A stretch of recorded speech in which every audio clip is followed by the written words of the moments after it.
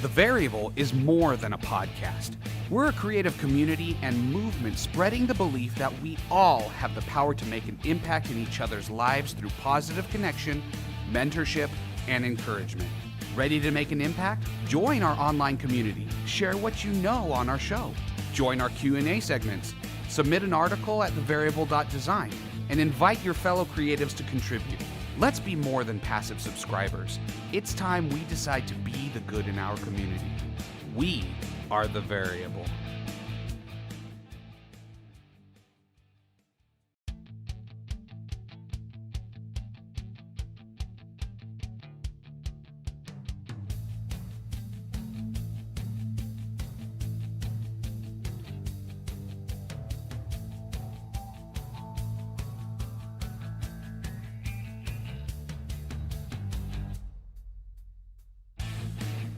The Variable is more than a podcast. We're a creative community and movement spreading the belief that we all have the power to make an impact in each other's lives through positive connection, mentorship, and encouragement. Ready to make an impact? Join our online community. Share what you know on our show. Join our Q&A segments. Submit an article at thevariable.design and invite your fellow creatives to contribute. Let's be more than passive subscribers. It's time we decide to be the good in our community. We are the Variable.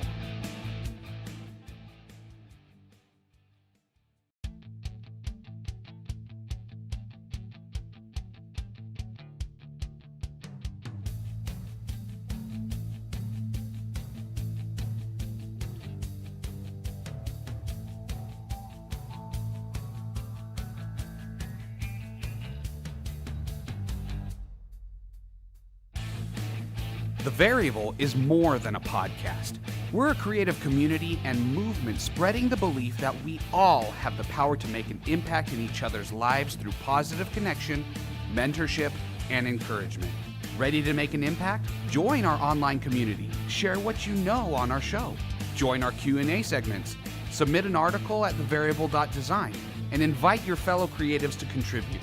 Let's be more than passive subscribers. It's time we decide to be the good in our community. We are the Variable.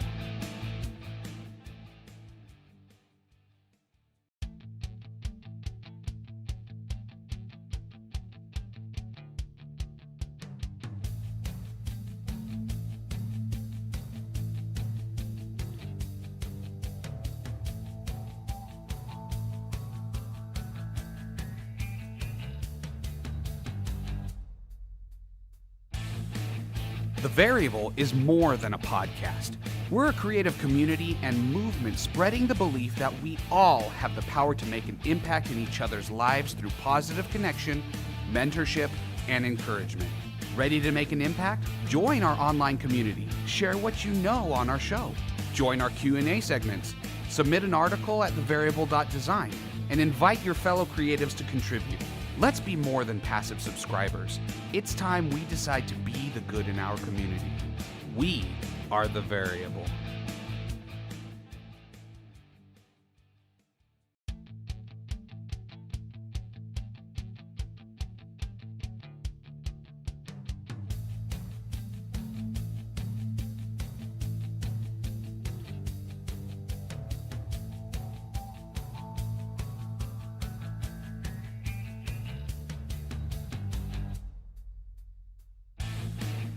The Variable is more than a podcast. We're a creative community and movement spreading the belief that we all have the power to make an impact in each other's lives through positive connection, mentorship, and encouragement. Ready to make an impact? Join our online community. Share what you know on our show. Join our Q&A segments. Hello, everybody. Welcome back to The Variable. I wanted to hit you today with 5 tips on what you can do to take your industrial design portfolio from one level to the next. There are some high-level things that we all know that we need to do. We need to have compelling sketches. We need to do storytelling. We need to present things in a nice, compelling, and memorable way. Personal branding, yada, yada, yada, yada. So these are 5 unconventional things that you can that you likely don't think of at first, but will help you out. 1, define the emotion. So as you're looking at your project, I want you to think, what do I want people to say and feel when they see this? They need to feel, boom, cool, aggressive. This thing is awesome. It's sturdy. It's gonna last until Armageddon's, whatever the emotion is. They need to be able to articulate that and say exactly how they feel. And if what you planned on them experiencing and what they're saying doesn't line up, red flag. Second thing that you can work on is getting your story straight. Now, what do I mean by that? You need to ask yourself, who's this for? Maybe that's a little easy, and obviously this is who it's for, but go a little bit deeper. Like, what exactly does this product have to do for it to function well, for it to successfully work? How are existing products either on the market not doing that thing very well? And then why is your design better? If you can't pick all the points of the story and see where it's being communicated on the page, fix it. 3, show it. Don't say it. The purpose of your portfolio is to get you a job interview. It's not supposed to be a complete standalone that fills out all of the information that you ever collected on this entire project. It's not a dissertation. It's supposed to help you get your foot in the door. All of that stuff that you would usually fill out with tons of text is stuff that you can say. If I squint my eyes and look, all of your text is practically just going to disappear. What is the main point that's left on the page? That's the story that I'm getting. 4th point, solve a pain point. If your product is solving some kind of a pain point or a problem, how are you communicating it? Is it absolutely clear when somebody looks at this project, oh, you're helping XYZ person deal with XYZ problem? Remember, people buy things because A, it saves them money in the long run, B, it saves them stress and headaches and makes their life easier, or C, it saves them time. Those are the 3, I'm sure there's others, but those are 3 main motivators as to why a person buys in on a product. And so if you can communicate, this is exactly how my product is going to save you time, save you money in the long run, and then ease your headaches and your stress, like, boom, you're in. You guys are storytellers now, not just designers. 5th point that I want to address is think through it. Okay, we're not just taking pretty pictures and putting them on the table and handing it off to somebody who will just go with it and make it happen. Like, there's a lot more that goes on with a product coming to fruition. One thing that you can explore is just various price points for your specific product, which will communicate your thorough, well thought out plan. You know, your opening price point. What does it look like at a low end budget? What does it look like at a middle price point? And how does that compare to a luxury high-end price point version of your product? So people are interested in the beginning because you've got your sexy pictures and renderings, but then they're hooked on you because they see not only does this person know how to come up with cool looking stuff, they can tell the story, they've thought it through, and they know how it's going to go after they pass it on. Not everybody's going to be able to buy the Lamborghini version. You got to also figure out how to come up with the Toyota Corolla version too. All right, everybody, stick around. After this brief message, we'll be right back and we'll be introducing today's guest speaker.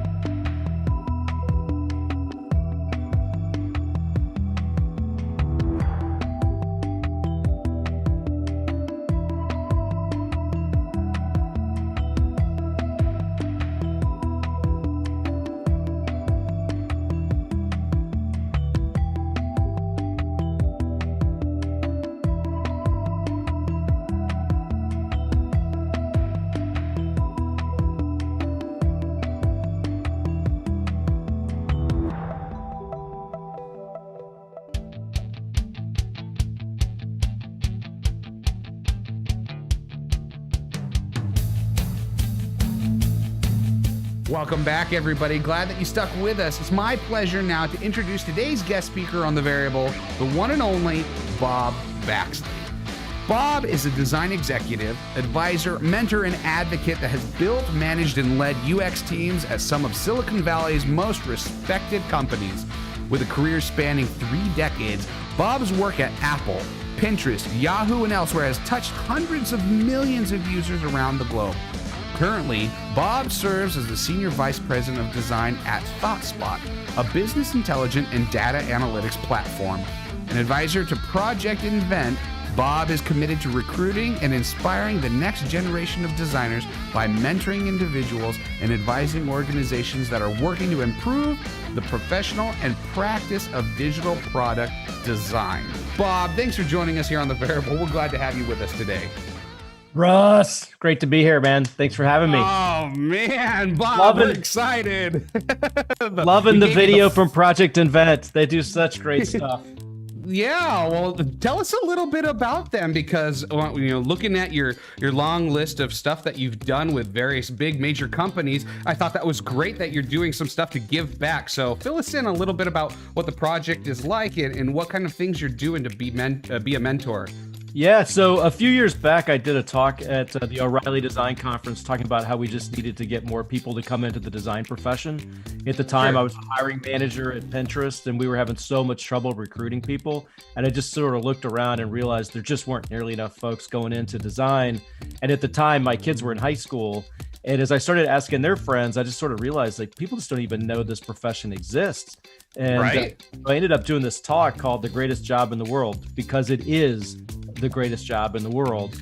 And I felt like designers need to do more outreach and go talk to high school students, Gen Z in particular, and get people fired up about coming into the profession. Yeah. And through that effort, ended up getting connected with a woman named Connie Liu, who had been a high school teacher. She had studied, I can't remember exactly what her degree was in, but it was a STEM profession, and then decided she wanted to teach high school. And she had worked for a high school here in the Bay Area, teaching design thinking, basically. She did that for a few years and then started this nonprofit called Project Invent. And she had created kind of an after-school curriculum for high school students to create what she called technology for good. So they'd put together these little design clubs that would include somebody who was, people who were kind of product managers, engineers, and then designer folks. And they would spend a semester working with their teacher and advisor. And then at the end of the semester, they'd have a demo day. So the first year, they actually got to fly out here to California and have kind of a demo day on the Stanford campus and tour Facebook and stuff. And that was incredibly cool. And then last year, we ended up having to do it virtual because of the pandemic, obviously. And then she just had her demo day this year, which was also virtual. But I think she's been at it for at least 4 years. And this year, they had over 50 high schools participating from across the country. They ended up having to do 3 different demo days. And the work that these kids do is just mind-boggling. It's incredible, some of the products they come up with. A lot of stuff in the health field. And they started out by identifying somebody in their community. Might be a friend, might be an elderly person, might be a teacher who has some challenge. And then they create some interesting product for that person. Like one of the most amazing demos I saw was last year. This school from, I believe they were from Iowa. The community person they'd identified was a woman who was wheelchair bound. And the problem she was having is that when she went grocery shopping, there was nowhere to, she pulled stuff off the shelf. There was nowhere to put it. She didn't have a place in her chair to put it. And so they invented this little cart that would follow her around. And the engineer kid had figured out how to hack the sensor that you have on automatic lights outside. So he'd figured out how to hack into those chips so that the little cart would automatically follow a beacon on her wheelchair. So they created this kind of autonomous trailer that would follow this wheelchair around the store, so she had some place to put her groceries. And it was mind-bogglingly cool, but the technology and how this kid, it was one particular, very engineering nerdy kind of kid that had figured out how to hack the chips. But then there's like a whole, there's a whole group of kids that have to figure out the business and they have to look at the competition and all that stuff. So it was, they're doing amazing work. And I just, I think working with them is the same excitement I get from talking to college students, or I'm one of the mentors on ADP lists. So I get to talk to young designers from around the world. And, it's always the same message to them, which is, sort of the Steve Jobs idea that if you look around the world, you'll see a lot of things that aren't that great, and you shouldn't just accept the status quo. You should realize that everything you see and touch and interact with was created by people who probably aren't any smarter than you. They just lived before you, and you should look around and say, how can I make this stuff better? And again, I think most people move through the world just not really realizing that somebody designs all this stuff. The software we use, the products in our lives, like somebody somewhere had to come up with it. And you can do that too. And that's amazing. Well, I applaud you for that. Congratulations to all those students who have the opportunity to rub shoulders with you and for doing what they can to be very proactive in being innovators of the next generation, moving forward, because they are going to shape the future. They really are. And I think that's great. I come from a long line of educators. My dad's an educator. He teaches at the high school level. My mom teaches elementary and secondary ed. She's like national board certified and big whoopee. That's her passion. She just loves teaching. And so, and I guess that's now that you mention that, Bob, I think that is a good point. I don't mean to steal your thunder here, but I will say we do have a mentorship program here on The Variable that we just kicked off. It is our Student Spotlight program. I'm going to throw the URL up real quick. If you could check out thevariable.design/spotlight, students who are interested, who either they themselves can go onto that URL and fill out a self-nomination form. Faculty members can go on there and nominate a student, and mentors, working professionals, can also fill out a form on there. And in the way that it works is a student comes on, presents one project, and then gets feedback from mentors that are on the program. And they, it's real simple, straightforward. They present the one project, and they're going to give me a wish list of firms. So somebody said, I'd really like it if Bob Baxley could give me feedback. You get somebody like me in your corner who's connected with a lot of these people in my network, and I message them, oh, hey, Bob, John Doe is making a presentation on our Student Spotlight program and would love for you to be there to give him feedback. Are you willing to join? And boom, that's how it works. So we've already had one already. So guys, go to our YouTube channel. You can check that out and see how it went. It was awesome. We like to give the students equally as much fanfare and pizzazz as they're being introduced about the cool project that they're working on. If you're a faculty member, or hey, just a working professional who knows of some kids who are just kicking butt and taking names, fill out a nomination form, because we'd love to have them on the show. Now, I've stolen enough of your time here, Bob. Well, I'm just going to hang on. I'm just going to make a quick plug there. I just want to make a quick plug for those of you who are a little bit further along in your career. Like mentoring is, I mean, you think about it as giving back, but I got to tell you, it's one of the most gratifying things I do. And it's one of the most educational things I do. So, hearing what young designers are dealing with, and again, through some of these programs, you talk to people from all across the country and then sometimes all across the world, and hearing the kind of challenges that they have and the problems that they're dealing with, and what they hope to do, it's incredibly educational and inspiring for me as well. So it's sort of that classic, it is giving back and a volunteer commitment, but what you receive in return is way more than the time you invest in it. So I completely agree. Yeah, if you're somebody that's thinking about being a mentor, be a mentor. It's such a great experience. So sure, definitely. Okay, Bob, we've got some cool stuff that we want to throw your way and have you riff on a little bit. If you take a look, so I've taken the time to dig a little bit into some of the other presentations that you've made, because let's face it, Bob, you've done a lot of these things, which kind of is a little bit intimidating on my part when I'm like, okay, what can we bring to the table and have Bob talk about that's going to be new and innovative and something that he hasn't already talked about a lot already, which isn't to say we don't like your other presentations. They're just already living out there on the internet, and we definitely, I encourage you guys to go check them out. First thing, I snagged a little snippet from one of your presentations that you made. It's on the Rubric channel. So we're going to start with that, and then I'm going to let you just keep on going with it. So the first one is, here we go. I'm going to cue it up right here.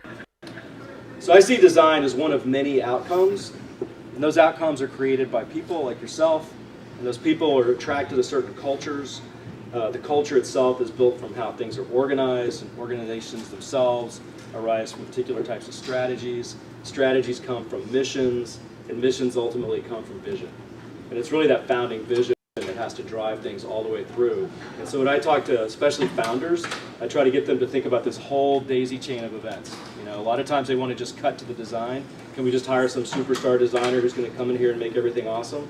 I'm like, well, it doesn't really work that way. You kind of have to have all these things in place underneath them so that they can do work that's clearly reflective of the company. Okay, so that's awesome. By the way, that daisy chain, as I looked through that, I was like, oh man, just like the things and how it all comes together. So what my plan was for you, I encourage everybody to go and watch the rest of that presentation that Bob makes. It's fantastic. But my thought by showing that today is, if it works for big businesses, it's gonna work for each one of us individually. So I thought it'd be kind of fun to allow you to, we're going to get some free consultancy work from Bob Baxley here. Everybody who's tuning in on YouTube or here with us on Zoom, I encourage you to kind of go through this mental exercise with us. And hopefully we all come out of this just like full of inspiration and you're able to kind of edify us a little bit. So, when you're talking about the very first point here, let me make it so that we can see. And my thing really wants you guys to go to that URL. Here, we're going to pull this up real quick. Boom. Okay. So those are the points that you were showing us, Bob. How vision, if you go from the bottom up, vision, mission, strategy, organization, blah, blah, blah, blah, blah, blah, blah, how it's all connected. And for you to start things off, I want you to tell us, define what you mean by vision in this presentation and what are the ingredients of a good vision statement. Yeah. So before I jump into that, I just have to give credit where credit's due here. So this whole idea is something I derived from my experiences working with Jeff Weiner when he was still at Yahoo and I was there. Jeff, of course, went on to be CEO of LinkedIn and left that post a couple of years back. He wrote a great article, which I encourage people to go hunt down. It's called From Visions to Values, and it's posted on LinkedIn somewhere. So Jeff Weiner, From Visions to Value. At Yahoo, okay. He taught us what he called this VMSO frameworks of vision, mission, strategy, objectives. And I applied that later to design. And so how I think about vision and mission in particular is derived from what I experienced talking to Jeff and the work that he's done. And so the idea of vision is like, what is the guiding North Star of the company, the thing that the company can never actually achieve, right? And in the presentation you shared from Rubric, which was actually a presentation I developed for a different conference that they didn't, they never published the video. But in that talk, I go through the founding of Google, Amazon, Apple, and ultimately Disneyland, talking about how the founding vision of those companies. And in the case of Amazon, it's to be the Earth's most customer-centric company. In the case of Google, it's to be to organize all the world's information. In the case of Apple, it's this idea that technology can have a transformative effect on the lives of individuals. And my favorite vision statement of all time, Disneyland, the happiest place on earth. Yes. And the great thing about each one of those vision statements is they're clear, they're broad, and they're unobtainable. So a vision statement is never going to go away. And that's very different from a mission, because a mission is actually achievable. So for me, when I go to Disneyland, for example, you can tell that all the people working there, all the designers, everybody who's been involved in the creation of that experience, they are thinking every single decision is seen through the lens of trying to create the happiest place on earth. And they kind of pull it off, and when they do. when I was part of the Apple retail corporate area, I started spending a lot more time talking to employees, and it was interesting talking to the employees at Disneyland, like how they are able to get their meals, how they know when they go on break. I remember talking to one of the people who drove the Jolly Trolley, which is a ride back in Toontown, and often they're having to drive this ride through lots of crowds, and they're kind of constantly honking and having to get people out of the way. And at least at that point, she told me that her shift driving the Jolly Trolley was only 15 minutes at a time, because if you were doing that for more than 15 minutes, you'd lose your temper and you'd start running people down. Right. Well, that's, you think about that decision, of how did somebody have, so you have to say like, well, how did they decide to make those 15-minute shifts? And they saw it through this lens of the happiest place on earth. And the happiest place on earth would not have a ride operator who was frustrated and trying to run people down. So, um, and the other companies I mentioned, you can see those organizations are completely tuned around this model, again, of organizing all the world's information, the most customer-centric company on earth. Technology should have a transformative effect on the lives of individuals. And I think if you look at the great companies in history, and certainly the great companies in tech, they all have that sort of singular vision that the entire organization and culture ends up being built around. And just to riff a little bit on the difference between vision and mission, because I think people get those confused a lot. The other example I use in one of my other talks, it goes back to President Kennedy and when he set the nation on the path to landing men on the moon, the famous Rice speech, the famous speech given at Rice University in 1962. And what he sets up is a mission, right? He says we are going to send a man to the moon and return him safely to the earth. That is the mission. Okay, that's not a vision. That's not a vision of we are a spacefaring nation. We are explorers at our heart. What he said was a mission. And so what happens on Apollo 12? Nobody cares.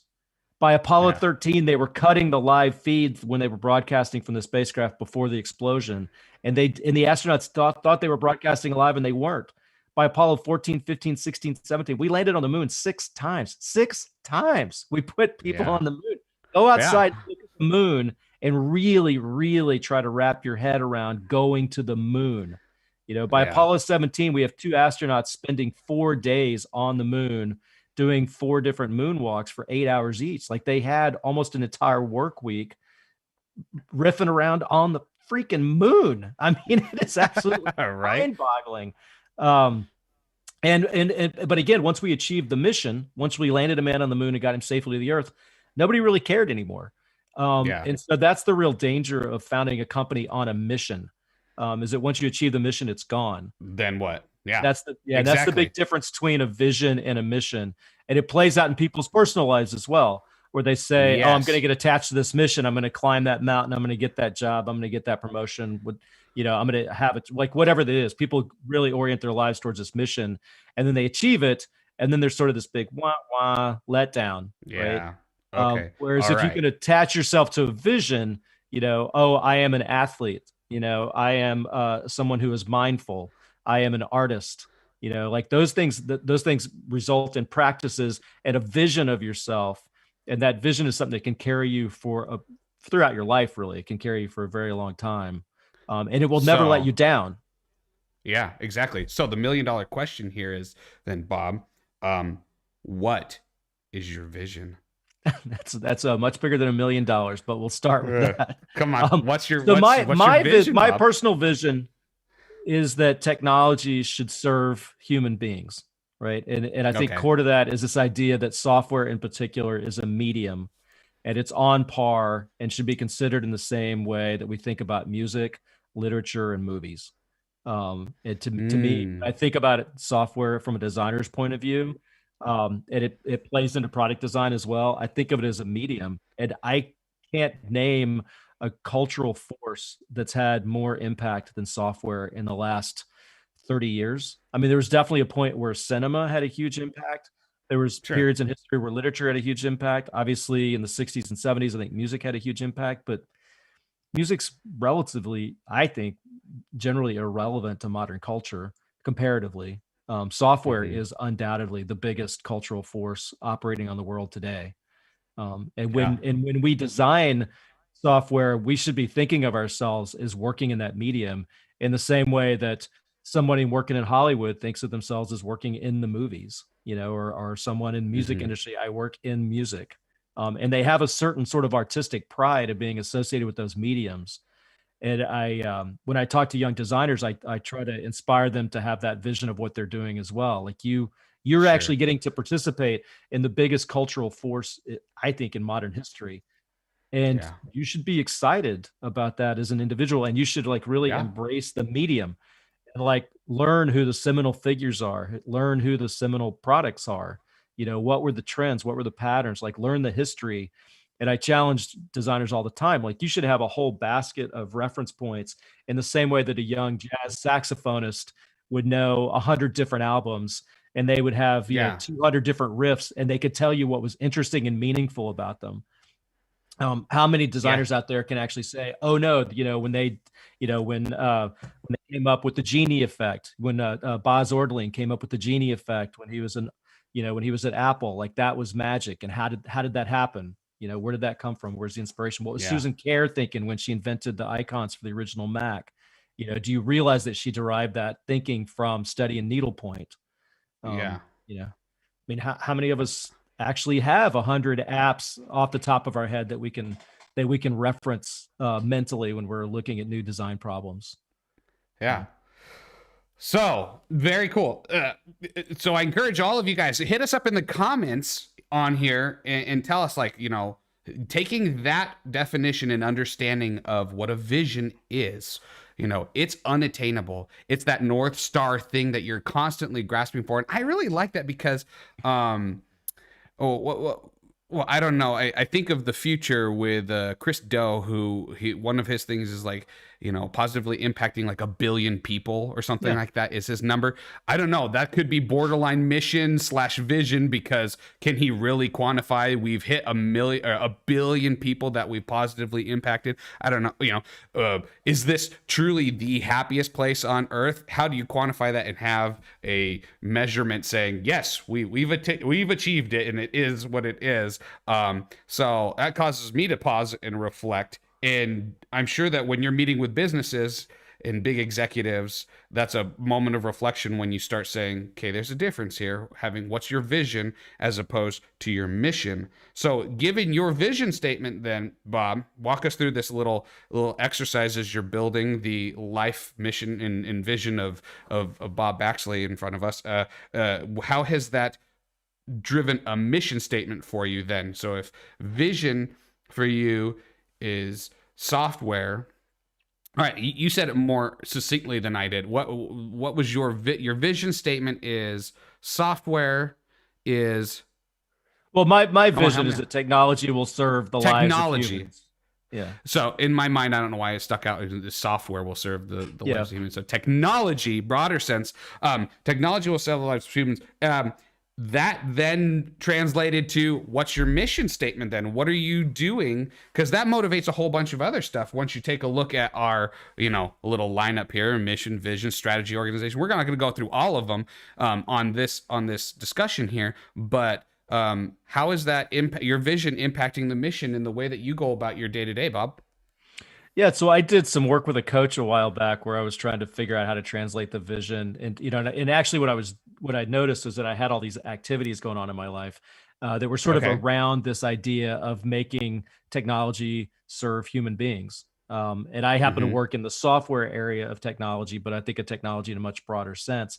And I sort of ask everybody to think about the modern world and all the technology that you interact with, and ask yourself if you think the technology is serving you, or are you serving the technology? Do you own your car? Does your car own you? And all of us have unbelievable amounts of technology in our day-to-day lives. If you just walk around your house, look at all the devices in your house, from the washing machine, the phone, the computer, all your AV equipment, the microwave. All of these things are complex pieces of technology with complex software UIs. You've had to learn all of them. Are they really serving you? The current state of technology, it's not really serving us. It's actually generating a ton of frustration. So that's a long preamble. But I do believe that technology is not serving people. So then my mission is, well, what are all these activities? And I do podcasts like I'm doing with you. I mentor people like I do with Project Invent.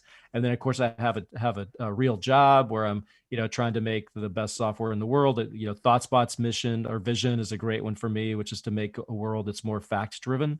That's a great one I believe in, and it plays into then the mission of a data analytics product.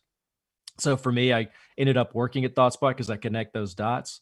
So I was working with a coach last year and kind of I ended up breaking things into 3 big clusters of activities. And one, there was my formal job, and then there was teaching, and then there was publishing. And I actually wrote it all in my little journal. It's all right here. You can Good. See that. But yeah, anyway, gosh, that's okay. There we go. Anyway, Here, I'll make you full around screen. yeah. So around the formal job, there was all these activities around management, leadership, design, thinking about being a change agent. With teaching, there was stuff I was doing, advising, mentoring, formal teaching, and then podcasting. That was all around me teaching. And then publishing, I was writing articles, doing things on LinkedIn, speaking, stuff like that. And from that, I was able to distill, my job is sort of this lab of experience, right? That's where I'm going, and I'm learning, and I'm collecting new experiences that then I synthesize and process, and I'm able to then turn that back into teachings. And then teaching allows me to synthesize and distill all my learnings, and then publishing is how I share my learnings and kind of feed the system.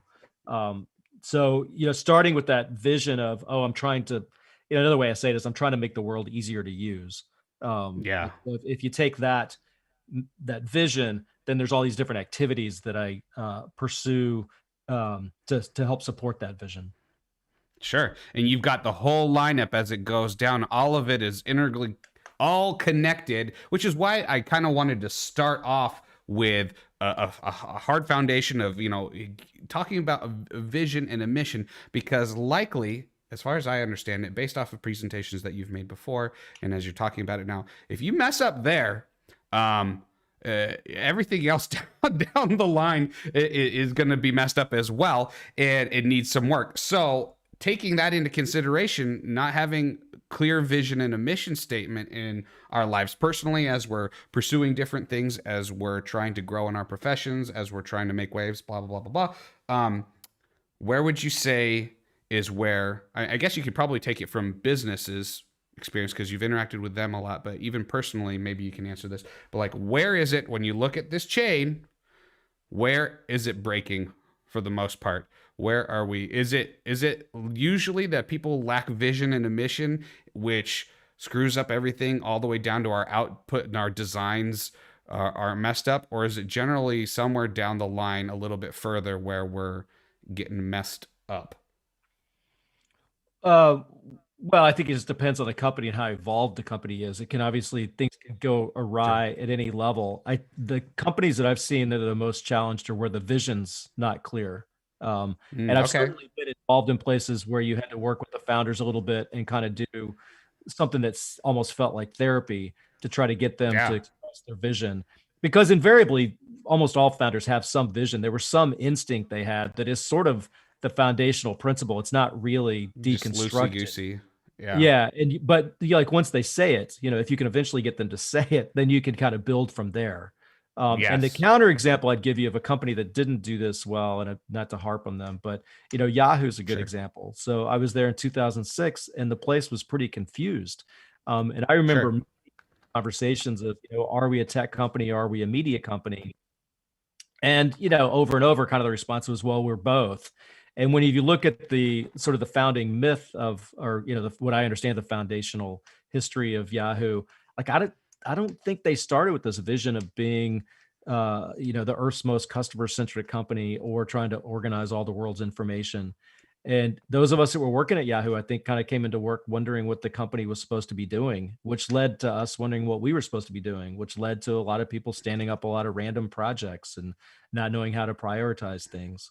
And that just impacted culture and impacts culture. Yeah. I mean, you don't know who to hire. You don't know how to evolve the culture. And, obviously, Yahoo, I believe they're still the third most trafficked site on the internet, which is phenomenal, but you certainly don't think of them you don't think of them as a credible competitor to Google, even though in 2006, they clearly were.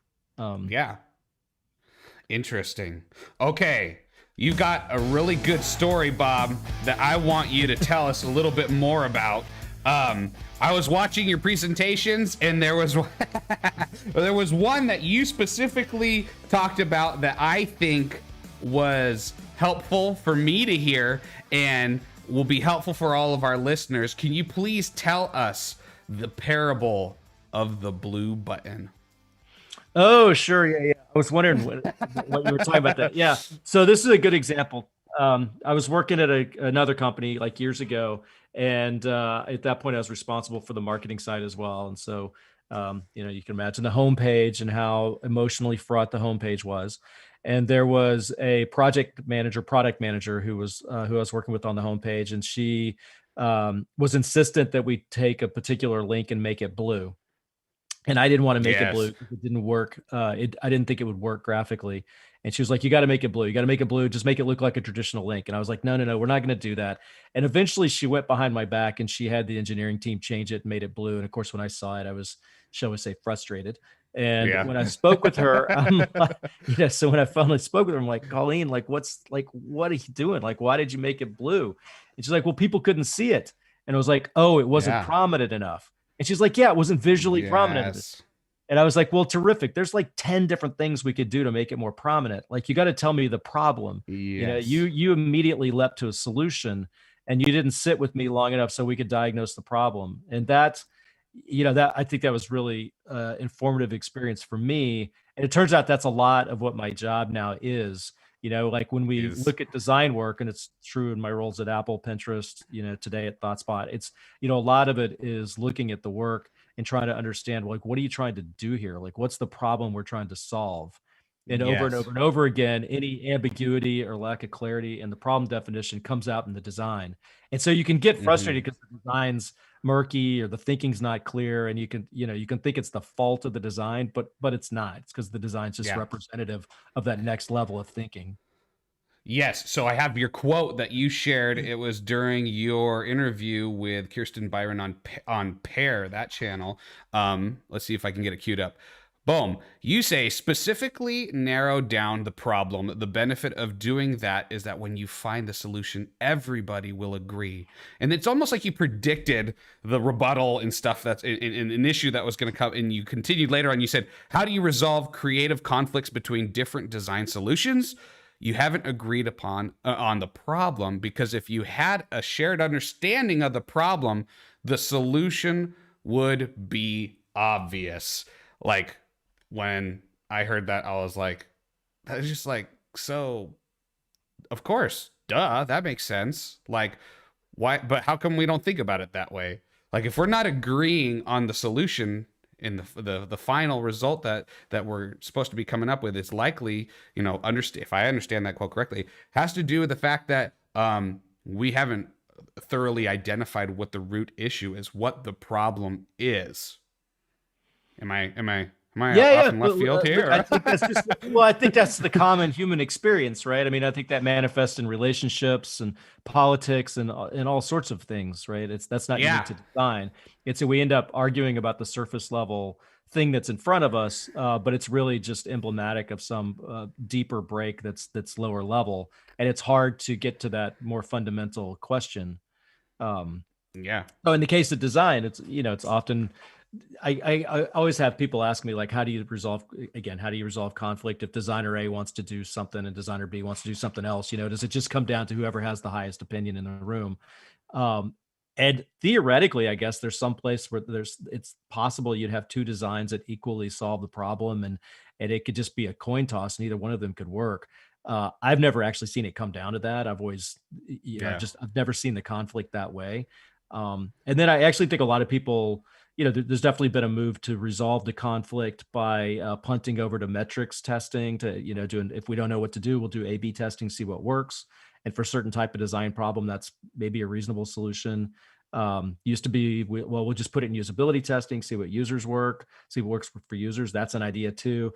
Those things kind of run counter to my notion of design as a medium and as an artistic's the wrong word, but like kind of as a cultural medium. I kind of think, the best design comes from organizations that have a clear point of view and make definitive decisions about what they want to do with the product. And the best example I'd have there is Apple. They're one of the few software companies, maybe the only technology company that operates in that way. But they also make the products that everybody looks up to. So you just kind of have to look at the process and think it probably works. And their process is different from any other process I've seen at any other company, with the possible exception of, I don't know exactly how things work inside Tesla, but Tesla looks like they have a pretty strong point of view. Patagonia looks like they have a strong point of view. Leica, Lego, those companies, which are brands that I, look up to in every one of those cases. They look like organizations that have a very strong point of view. I just don't imagine they're doing a lot of A/B testing at Leica. Lego obviously has a ton of community involvement and they work a lot with users. So they seem to have been able to integrate that some way. some way. But yeah, the over, like, just the constant bucket testing for the core product. Again, I think kind of A/B testing and experimentation is invaluable for growth and onboarding when you're trying to figure out how to make the best first impression. But once you get to the core product, I'm hard. I mean, I know this, flies in the face of how most companies operate. I just haven't seen any products that people truly know and love and celebrate that resulted from that process. Lots of products that people use, but there's a lot of things we use in our daily life that we don't necessarily love. And I think you have to kind of separate in your own head. Am I trying to make something that people love? Or am I trying to make, is it more important to me to make something people use, or more important to make something that people love? And you just kind of have to decide which side of that you're going to be on. And, I wrote an article a while back called "Make Something You Love." I think I've now kind of think of that more as make something you're proud of. And if you went to work every day asking yourself, am I proud of this? I think you'd create great work. I think you would get great work as a consequence of trying to create something that you're proud of. And I try to get people to think about that moment when they're going to go show it to their friends and family, and say, hey, look at what me and my friends made at work. I'm like super proud of this. Isn't this cool? That's like such a great moment. Yeah. And I wish that people, approach their design work with that, through that lens, instead of trying to, please the creative director or make the CEO happy, or maybe even make a particular user happy. Hopefully all those things happen as a consequence of making work you're proud of. But I think making work you're proud of is probably the thing that you can control the best. Yeah. Okay. Wow. That's a lot, Russ. No, that's great. And I think it's a good takeaway. And I love, people kind of at the beginning when I was telling them we're going to have Bob Baxley on the phone. Some might have been a little bit, they were telling me, well, Russ, don't you do industrial design and you're doing physical product development? I'm like, oh, there's so much crossover and so much good insight in the process that goes into developing even, digital products and physical products. So much of it is really the same in terms of. Well, it's just because if you look at industrial design, doing stuff, yeah. And if you look at industrial design, I think all of us have products in our life that we love, and then other products that are just there, And clearly, one of the best examples is what happened to Echo peelers, versus what OXO did. Like, nobody ever loved an Echo peeler, but we all had them because it was the only freaking peeler on the market, right? Vegetable peeler.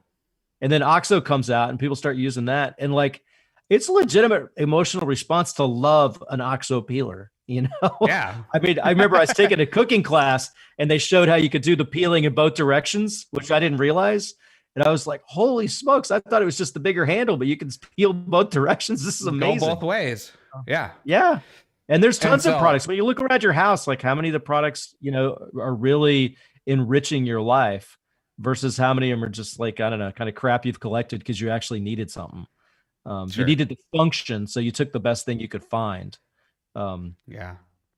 So. Well, oh man, we've hit on so many good different things here. A lot of different takeaways that are applicable in both sides of the aisle if you're doing digital and physical product development, which is why we were excited to have you on the show. Just as a recap, if I'm thinking about everything before we go to a commercial break, and we open up our Q&A segment for people to tune in and ask and shoot away questions, I'm thinking about, like, as I was planning this interview and as you've discussed different stuff, there's like the three categories that we've covered being, one, the vision, like getting that direction, starting things up, how that can really affect everything down the line into your design work, and then moving over to finding the truth, how the truth impacts your work.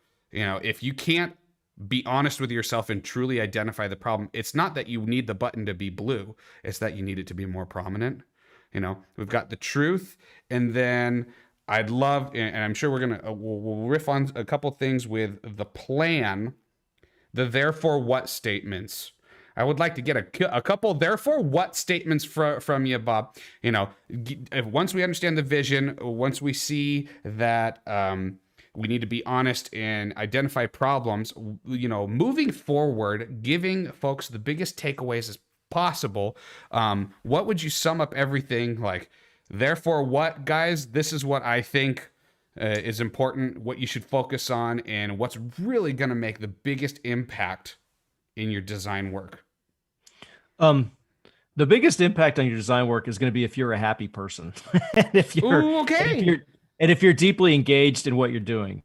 And the best way to do that is to get really clear on your personal vision. Like, why are you doing this? If design is just a job for you, you're probably never going to be great at it because you're just not going to be that happy. It's not going to be something you embrace with your full energy, right? So like, why are you a designer? Like what is it that draws you that? And for most designers, I actually think it's a very positive humanist emotion. Like you're empathetic to other people in the world and you're trying to make your user's life better. And like, that's a great reason to be a designer, but you should be clear that that's why you're a designer and that's what you're trying to create. That's the positive change you're trying to affect in the world. And if you have that, that will help you bridge those moments in a project when you're frustrated or when you're dealing with an angry client or something's not going well. You'll at least be able to go back to this well of saying, well, the work I'm doing, I value and I think is important in the world because it's going to make other people happy. So I think that having that, and I ask young designers this all the time, like, why do you want to be a designer? Because like, you're really smart. You could be an engineer, you could be a PM, you could be an attorney, you could be a doctor. Yeah. Like, you could do lots of things. Like, so why are you a designer? And that's a hard that's a hard question when you're younger. I mean, it takes a certain amount of reflection and maturity to come to that, answer that question. But I think it's a question you can start asking. And you can do that. I've done that at varying times in my career in a structured way, like where I sat down every day for, 2 weeks and I just tried to write down statements, just different ones. Like I didn't have to write down these statements. It's like, well, let's just try to generate 15 different vision statements of, why I'm a designer. And through that activity, ideas come to the surface and your true motivation, your instinct rises from that. But it is, honestly, it's a lot like psychotherapy, it's just kind of but you're trying to get to your reason for being, Exactly. Well, and it affects everything that you do. I almost was expecting, dedication or continued practice. Or there's like almost the set things that you almost like as industrial designers, you got to do well at your sketching. You got to do this. But truly, what's going to be at the heart of really succeeding in the industry is doing things that you love. And I love that advice that you gave too. Is like if it would be better if more designers approached their work and did it in a way that they would make themselves proud. That they'd come home and say, look at what I did. And it wasn't to please somebody else. It wasn't to please this person or this person. It was to do something that truly made them proud. That's excellent advice and really something that everybody who's tuning in and watching this should apply to their work. All right, everybody, stick around for just this. After this brief message, we're going to open up the lines for our Q&A segment here with Bob Baxley. Don't go anywhere.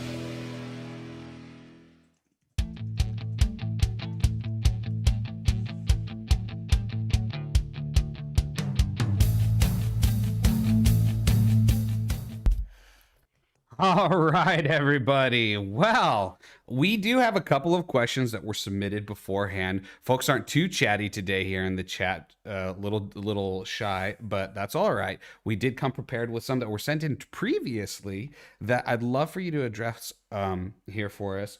I spoke earlier and had a question sent in by my friend Spencer Reynolds, and he'd love for you to address structure. We both come from an ID background, and we'd like to understand a little bit more of what all is involved in structurally. Like, so comparing industrial designers, we're doing physical product development. We collaborate with engineers who then pass things off to manufacturers so can you tell us, when you're going through the entire process of developing software, developing an app, working on things, all of the parties that are involved, and kind of give people a high level understanding, especially from the context of somebody like an industrial designer who's contemplating getting into this field, what all is part of it, and then perhaps after you've kind of talked about all the mechanics of it, tell us a little bit about how one who's looking to get into that field, because that was kind of the context of our conversation, how that could take place. What would you say from square one? This is the set of skills that you need to have to try and get into this space. Well, that's a big question, Russ. I had a long conversation with him. Like, I'm having Bob Baxley on the show. If you have a question, make sure you send it. And he's like, "Oh, I've got this one." And I'm like, "Oh, okay. Well, let's go riff on it."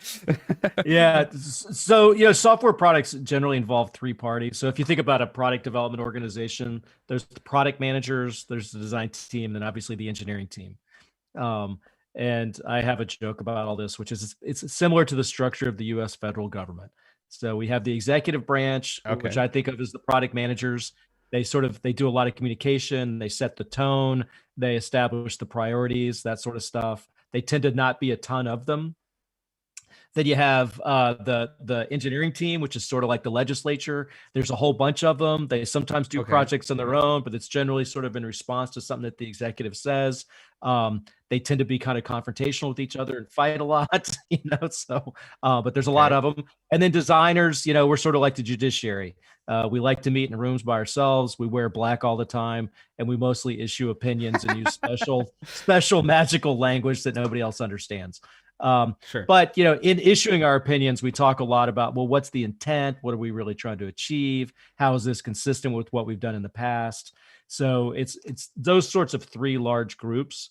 In a more practical way, I tend to think that the product managers generally represent the business. Like they're trying to define what's going to be useful in the marketplace, what's going to generate revenue, how are we competing with our with the competitors? Sorry, how do we match up against competitors?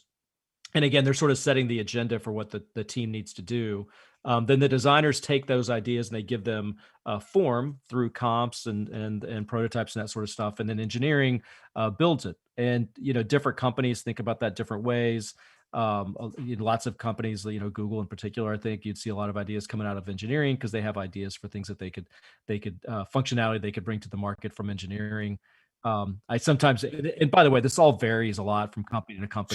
Sure. And, the other example I sometimes use is if you think of architecture, you've got the developer, the architect, and the builder, and there's an interplay between those three groups. So in software development, you might think of the product manager as the developer, the designer would obviously be the architect, and then engineering would be the contractor. Although not outsourced in that way, it's much more strategically involved, I think, than typical building contractors. In movies, you might think of it as the PM would be the producer, then the designer might be like the director, and then the developer would be sort of the whole production crew and post-production crew, and the people that bring it to life. So those are all sort of analogies for how to think about it. And it's primarily those three. And then there's all sorts of divisions within all that stuff. And I will also say that, compared to industrial design, software, the development of software is a relatively new endeavor, certainly at the level of design that we're trying to do now. I try to get people to understand that that we didn't really start seriously designing software until the advent of the App Store for the iPhone, which was in 2008. So basically the same summer before the election where Barack Obama won and began to serve his first term. So that summer when Obama was running to be president for his first term. That's when the App Store came out, which most people on this Right. call probably remember that, which is the way of me saying it just wasn't that long ago. And it's not that Yeah. we didn't design software before that, but we didn't seriously design software until that moment. And so going back to the movie analogy, I tend to think of that moment as when we got talking pictures. It's not that we didn't make a lot of Mhm. silent movies and that there's not some great silent movies that we still reference, but things didn't really get serious in the movie industry until after we had Until we talking had pictures, which I think is yeah. the early 1930s with the Jazz Singer, I believe is the first one. And so you have to think of the profession as relatively new, certainly compared to things like industrial design or architecture. And so we're still working out the processes and the standards. Yeah. And so you see a lot of variation from company to company, largely in the PM and how PM functions, how the product organization functions. And that stuff will get wrinkled, all that'll get ironed out over time as we get Yeah. better at how to build software. But it's still very much it's very much being negotiated, which is part of what makes the field both really interesting and exciting, and also at times incredibly frustrating. Yeah. Well, you're talking about being incredibly frustrating. We're kind of in a bit of a conundrum when it comes to design and as a profession and so forth, especially when we're talking about ID, which is predominantly our focus here on the variable, because that's my background, and a number of the folks that are tied to this community. That's our background. But the fact of the matter is there's only so many industrial design jobs. And one of the questions that just recently, when I was talking with University of Minnesota group of students there, they were discussing, because they're starting to introduce digital product development into their curriculum as well, to kind of like give them an introduction in both different ways of like, hey, you can go full on product, physical, and then you can also try and dabble in learning the early fundamentals of like doing front end software development, apps, and so on and so forth. It's kind of a little bit frustrating for students trying to know exactly which path is going to be the best one to go, because I feel like a number of them start off going into the physical because they love going in the back of the shop and sculpting and modeling and doing that kind of stuff.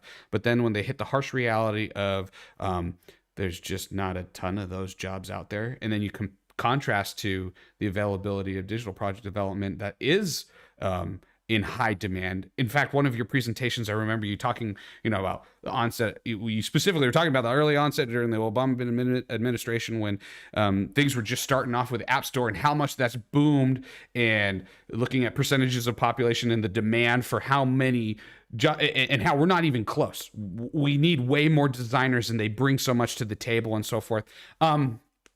I guess if you're talking to a group of industrial design students who are like starting off, that some of them are going to actually do physical product development, but a number of them will start on that path and eventually have to jog over. They can do anything that they want, but a number of them, at least I have a number of peers that have made that switch and moved over. What would be your advice and your thoughts to them on how that can be smooth and how they can effectively do it? Somebody who maybe has been a couple years in this realm of physical now is looking over and seeing the long list of job boards for software development, for front-end developers to do all of that digital product development. What would you say to them? Like, okay, this is the strategy, and this is how you can start dipping your toe in the water and shifting over, if that's the direction you want to go. Yeah. So one of the great things about digital product design is it's what I call an uncredentialed profession, right? So you can work your way into it without getting a college degree. You can, Okay. I know some of the best design leaders in Silicon Valley, like graduated high school and never went to college. So, you can literally work your way up from the mailroom to being chief design officer of a major tech company. You don't need the college degree to do it, which is fantastic. It's transitioning from industrial design, I would say that what you got in your industrial design education is great understanding of the design process. So you already understand how to prototype, how to test ideas, how to share ideas. You understand the notion of critiques. Right. You understand how to take in requirements. You understand how to work with technical constraints, all that stuff. So from a process perspective, like you're golden. There's particular elements of craft that you're going to have to develop, which you can do on your own, which is fantastic. So I'd say the two main things that you would really have to get up to speed on is graphic design. So just being able to express yourself with competent graphic design. I don't mean like, cutting edge, going to win international award graphic design. I just mean how to apply design systems, basic understanding of typography, color, grid systems. There's a lot of very mechanical elements of graphic design that can be taught in a near mathematical way. But you have to decide that you're going to go learn them, and you have to seek out the materials and go learn them. So you can, and in that process, you will develop taste and understanding of what makes something work visually. And that, it involves looking at a lot of logos and newsletters and advertisements and screens and thinking hard about graphic design instead of just accepting it. Industrial designers would be spending a lot of time thinking about shapes, and they would understand a lot about shapes because that's how they're moving through the world. And so it's just a shift in how they see. And then instead of seeing shapes, they need to see graphic form, largely represented on two-dimensional surfaces, which is, so there's that big shift. Then the other big shift is most of the industrial design that I can think about, you create a product for one purpose. So it's single modal, and software is at its very nature multimodal. So thinking about, I click this thing and the screen changes. I click there and there's an error. I click this thing and there's something else on the screen that moves. Thinking about that level of interaction is really different. I think you learn that some from movies. I studied filmmaking, and the most successful designers I see, they tend to come either from film or from architecture. So the industrial design folks will be coming a little bit more from the architecture side. And architecture can be multimodal. If you think about how rooms change and how buildings evolve, there's definitely a multimodality concept to architecture that I just haven't. I'm pretty naive about industrial design, so there may be a multimodality to it that I'm not aware of. But if I think about the products, if you think about the products that Apple creates, they tend to, at least in shape, they tend to get, seems like they get pretty simple, and they're marvels of sculpture. I mean, they're just in beautiful sculptural artifacts. But that's really different from a screen interface, where you've got all these different things you can click on, and you have to figure out how the software communicates to the user, like what things are clickable and what things are not clickable. How do you help the user understand what's going to change if they click here? And a lot of that stuff is just kind of becoming aware of it. Are you really backing up and looking at your ATM and asking, how do I know how to use this ATM? How do I know how to put my credit card into this gas pump? How do I understand how to play this video game? Interesting. Oh, we did have a question just came through from 3D Design. They wanted to know, what software do you recommend that we as educators teach or learn for the foreseeable future? That's going to be get you the most mileage down the line for students. So Figma. It's all about Figma. Figma. Figma is the design tool. Dylan's doing a fantastic job with the company. It's an amazing, interesting vision. It was like a really bold step when they started the company. Virtually every design organization I know is trying to figure out how to move to Figma, if they're not there already. Okay, because I mean, like, as the primary tool that you. I was just gonna say, is like when you're talking about graphic design and so on and so forth, we focus on like Illustrator, Photoshop, and all of those things. So that's, I mean, especially as an industrial designer, that's a comfortable place for where that I'm coming from and students. And so you're talking about being unfamiliar with it. I'm sure that I've butchered some of the vernacular and whatnot throughout our conversation with my lack of knowledge when it comes to some of the digital product side of things. So it's okay. Both of us are leaning from opposite side of the aisle and kind of collaborating here and trying to share some useful information. But so in addition, you're saying having a solid graphic foundation with those softwares, and then I'm not familiar with, what does Figma, is it a graphic interface kind of a thing, like a vector software? Is it for coding? So it's a vector so it's a vector drawing program that's purpose built for software design for mobile and websites. It has some interesting prototyping capabilities built into it, but fundamentally it's a vector drawing program. It's all the familiar stuff you'd expect from Illustrator with layers and rectangles and squares and circles and type and stuff. Sure. What's novel about Figma and really groundbreaking for them is that it's browser based, and it's SaaS, and it's fundamentally multiplayer. Okay. So in the same way you think about Google Docs being fundamentally multiplayer, I mean, Figma assumes that you're working with more people, and that multiple people can be in the doc and leave comments, etc.